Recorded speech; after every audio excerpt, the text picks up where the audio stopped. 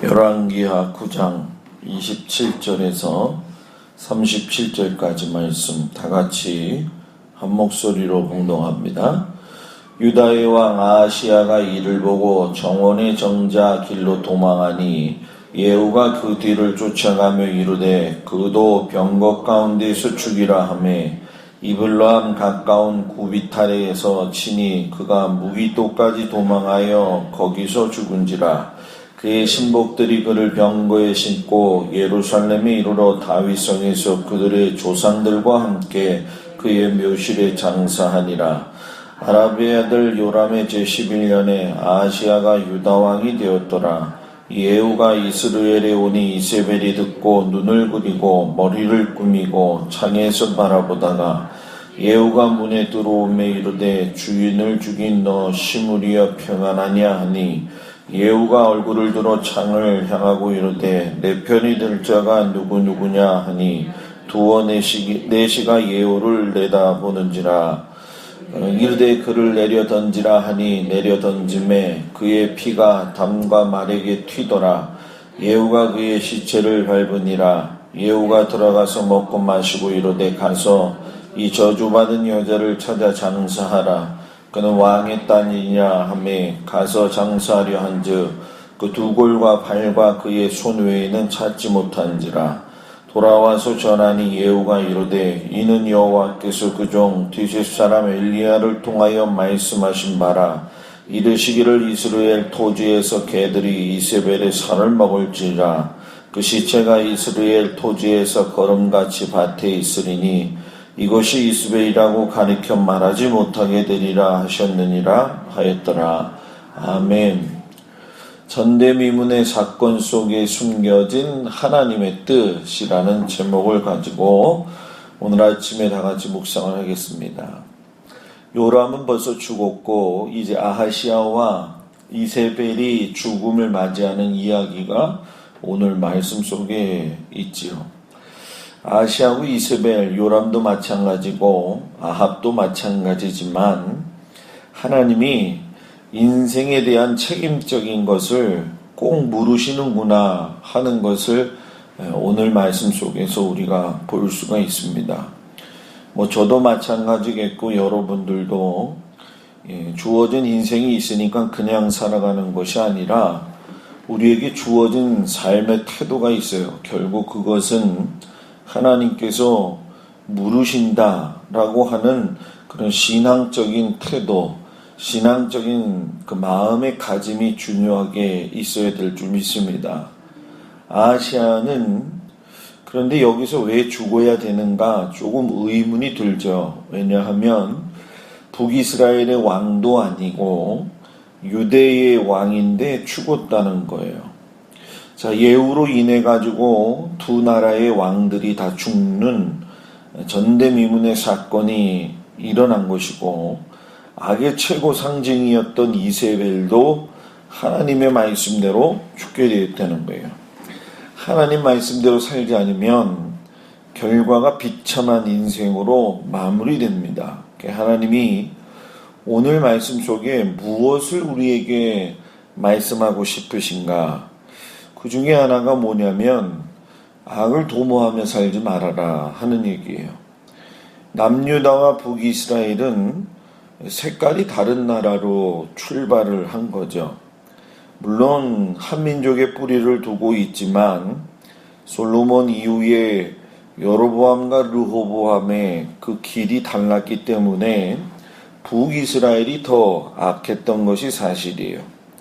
계속적으로 북이스라엘의 역사 안에는 여로보암으로 가는 길에 대해서 하나님께서 계속적인 경고를 하셨죠. 그런데 남유다 왕국은 다윗과 약속을 하셨기 때문에 하나님이 그의 자손들만큼은 남겨놓으시겠다 이렇게 말씀을 하셨어요.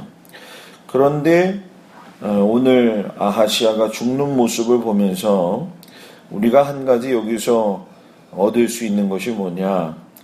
분별하라고 준 나라, 구별됨이 있으라고 준 나라. 쉽게 얘기하면 구별된 성도로 살라고 주셨는데도 불구하고 나라와 나라끼리 또는 사람끼리든 악한 자들과 서로 왕래하고 악을 도모하는 모습이 하나님 모습에 보기에 선하지 않다라는 거예요. 사람은 함께 가야 할 길이 있고 분명히 다르게 가야 할 길이 있는 거예요. 그런데 아하시아는 아합과 이세벨의 딸을 아내로 맞이했어요. 길이 다르다가 같아진다는 거죠. 여로보암의 길을 슬쩍 택한 겁니다.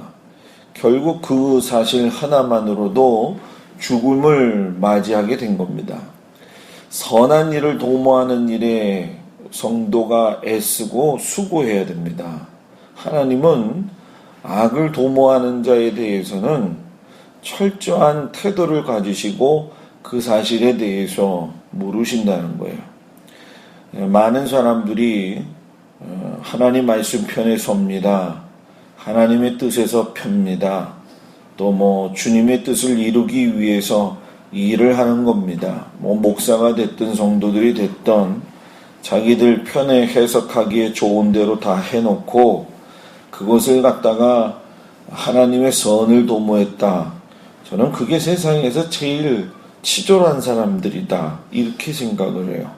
왜냐하면 하나님의 말씀은 사람의 기준에 의해서 놓고 갈림이 되어지는 것이 아니기 때문인 거예요.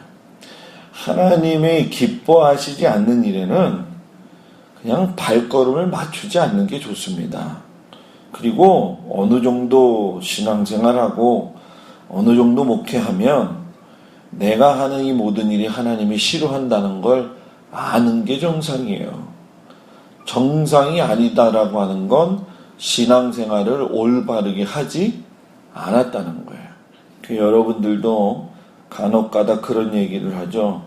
저 사람이 알면 저럴까?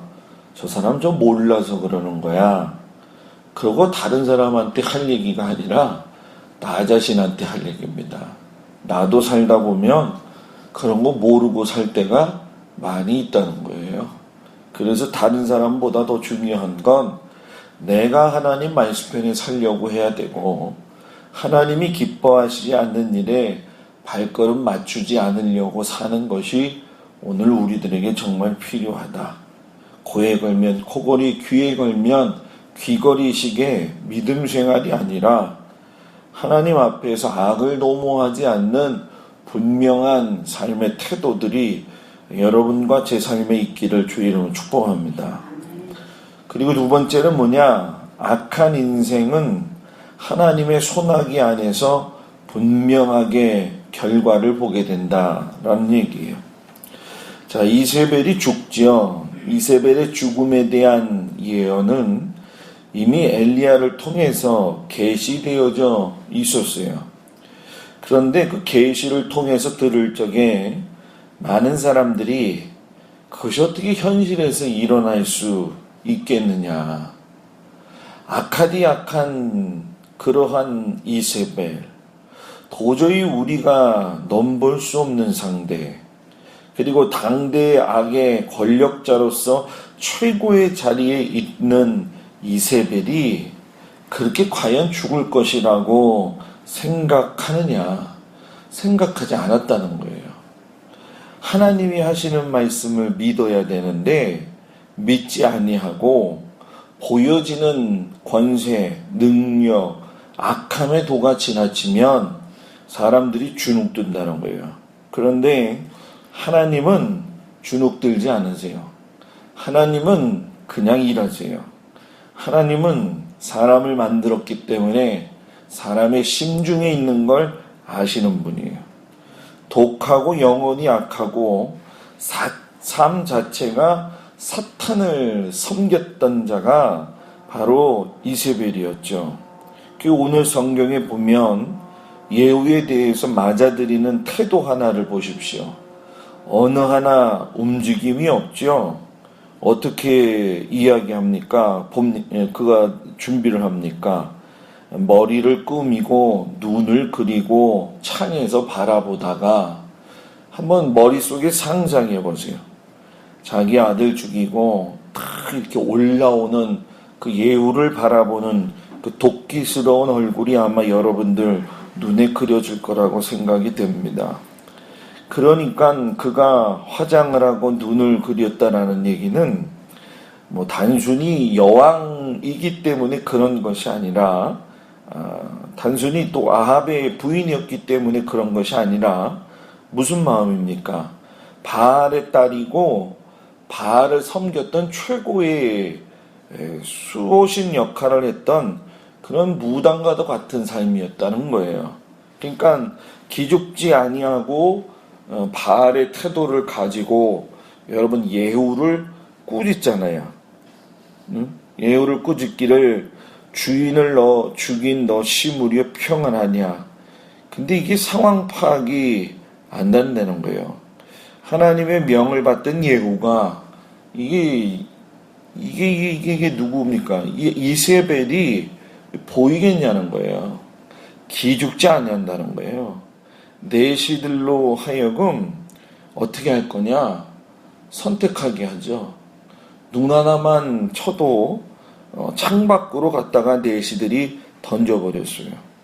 근데 여기서 우리가 좀 잘 살펴봐야 될 게 있어요. 그게 뭐냐면 단순히 예언의 문제만이 아니라 시신을 찾으려 해도 찾을 수가 뭐예요? 없었다라는 거예요.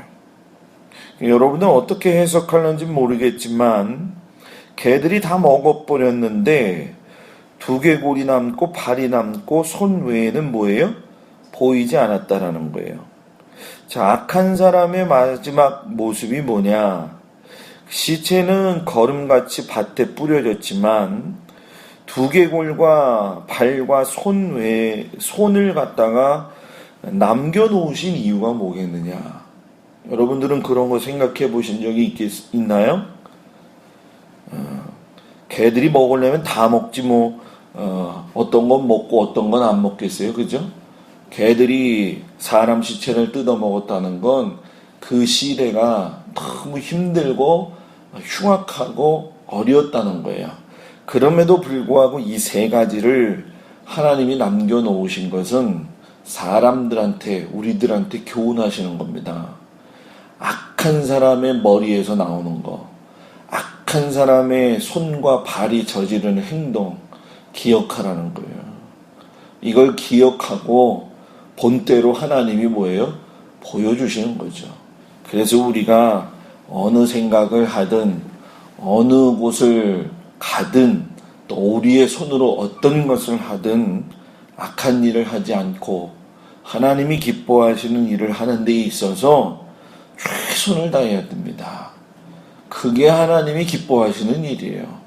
어차피 여러분과 저는 흙으로 만들어졌기 때문에 죽으면 땅의 거름으로 돌아가게 돼 있는 거예요.